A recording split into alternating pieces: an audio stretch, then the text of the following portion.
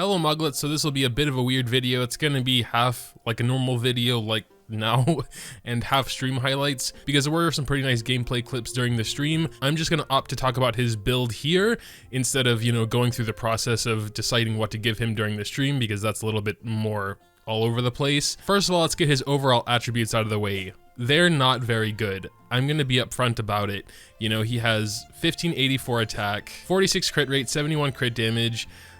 His only real saving grace is a decent amount of energy recharge and 83% geo damage bonus, which is a lot. But yes, his attack does suffer a little bit. So I don't know if it's just that he has super low base attack or what, but yeah, the 1500, he does only have one attack percent artifact, so that can contribute a bit, but so does Kaching. At the moment, she has a physical cup, but whatever. The Crescent Pike is not really suited for a support DPS. It's much better if you're trying to make him a main DPS. I'm not too sure how well a main DPS Zhongli will perform for you, but if you are going main DPS, Crescent Pike is a nice choice. Pretty free to play choice as well, since you can just craft them. The only other spear we currently have is Favonius Lance, which I think is probably going to be better as a support because, he just gets more energy recharge. He can do his ult more often. The only reason he has Crescent Pike currently is because it's higher level and he gets more base attack from that. Deathmatch is probably going to be one of the best as a support DPS because it gives crit rate percent and its passive ability is very useful for him as well. I noticed a lot of the pole arms have passives revolving around doing basic attacks.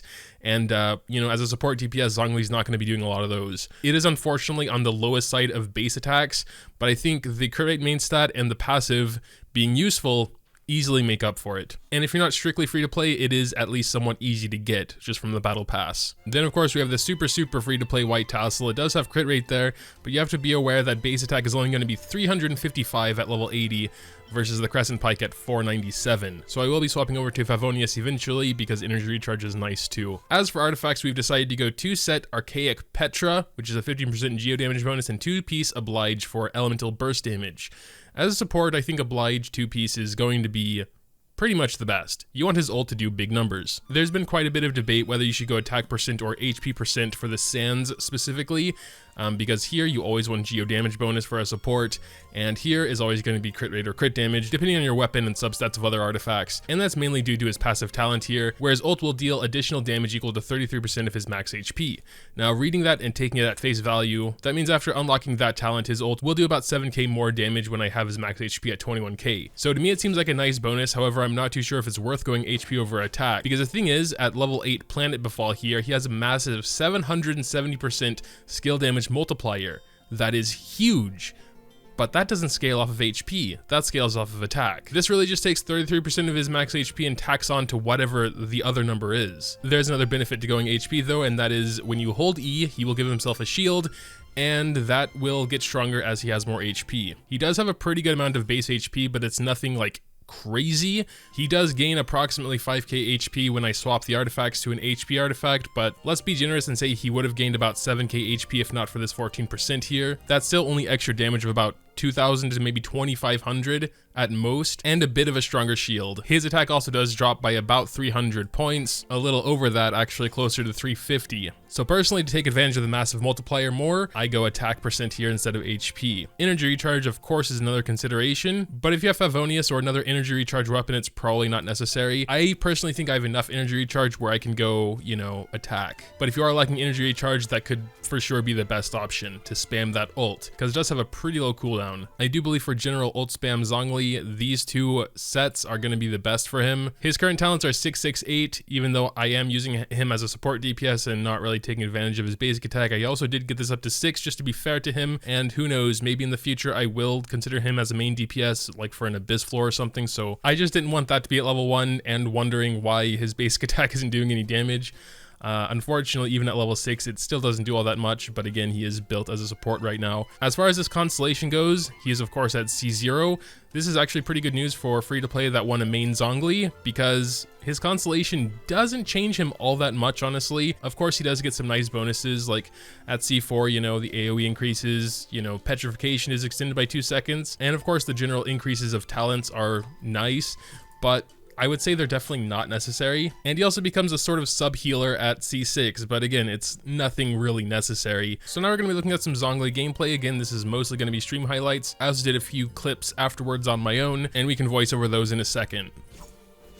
That auto attack is sick. Should I just like try and solo it with him first? Yeah, I guess we're gonna do that just so we can get a good look at him.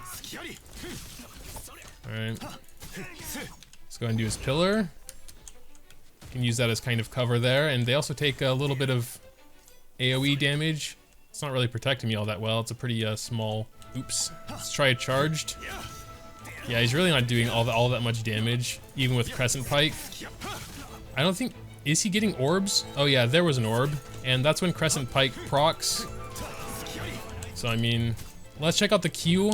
This is just him solo. Yeah, 30k, and they are petrified. That was pretty cool.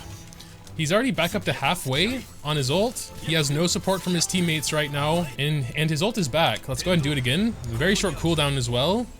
30k damage. Okay, that's actually pretty solid. Gonna switch to Zhong, go ahead and do his ult.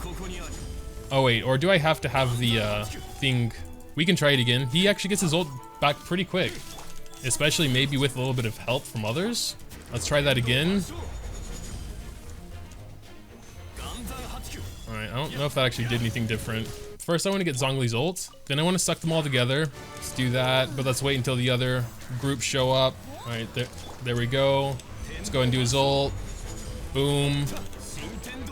Oops, I forgot to hold. Yeah, the Petrify is pretty cool. Guess it's kind of like a freeze. Geo MC. She's not built at all, but I'll try. But yeah, you can see they are all doing it now. Come closer. Does it take Zhongli damage or 581? Oh no, I think it does take damage based on Zhongli. Guess I can throw one over there. Oh wow. Does he get energy from that? I don't think so. I don't think he got any energy from his held E. Well, that was 32. He is kind of built for ult right now. That's obviously not going to do anything. Oh, but it does petrify the Abyss Mages through their shields, which is cool. I don't have a proper team with him or anything, so this is just kind of judging him on solo performance. And I guess there's also Abyss. This period of Abyss also favors shields. The stronger the shield, the better. We can go try some Abyss. Alright, here we go. So we're gonna try a Mona ult. Zhongli ult. I got some 23s in there. I mean, I guess he could be like a main DPS for this team since there isn't really one.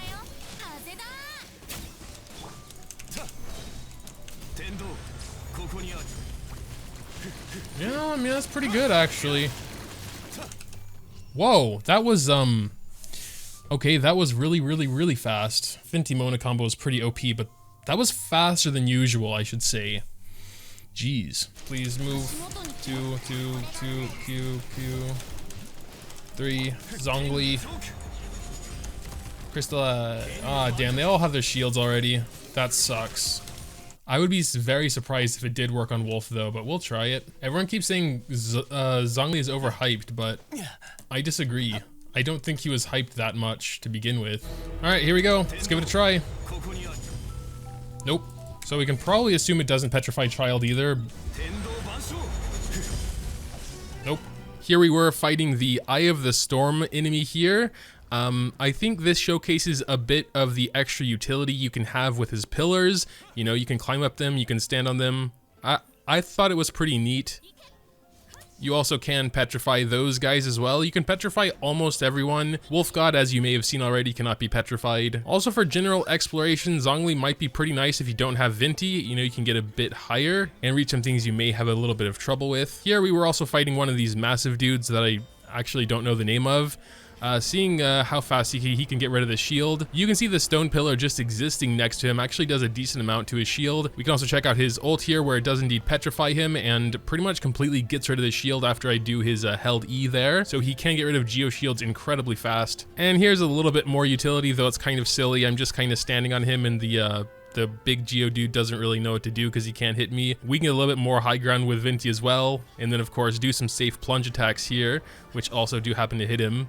I don't know. I was just kind of messing around at this point, but yeah, I guess you get the gist of it. So I guess that's pretty much it for the Zhongli showcase. I'm very hesitant to call this any sort of build guide or anything like that. This is more of a first impressions of him. And my initial thoughts are, even though he's kind of weirdly built at the moment, his ult does do considerable damage, and I can essentially spam it pretty easily. It's on a low cooldown, has a low energy cost. It does do respectable damage, and I'd say with a more fitting weapon that can go even higher, I think he can be a respectable main DPS as well if built as such, but I really think he shines as a support because in order to build him as a main DPS, you would rather have to focus on attack and physical damage instead of, you know, geo damage bonus, because then it's really only his ult and a little bit of damage from his E. I didn't touch on team compositions too much simply because I don't have a really good team for him. A lot of people are saying Mona, Ningguang, main character.